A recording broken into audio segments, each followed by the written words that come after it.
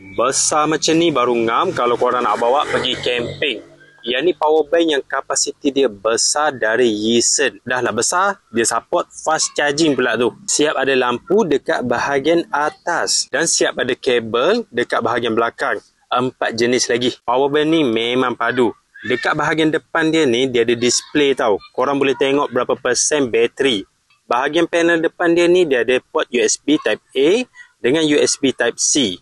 Port warna oren ni dia boleh support kabel yang jenis fast charging. Jadi kalau handphone korang yang support fast charging, cucuk je dekat sini, confirm cas laju. Sebelah sini port untuk cas biasa. Bahagian bawah sini untuk Type C yang jenis fast charging juga. Dia boleh support 60 watt fast charging. Jadi kalau handphone korang support fast charging, pakai power bank macam ni baru tak ambil masa yang lama untuk penuh. Jadi kalau korang nak cari power bank yang jenis multifunction macam ni, kapasiti besar, support fast charging 60 watt, korang boleh check power bank ni dekat link video. Yang ni memang padu punya.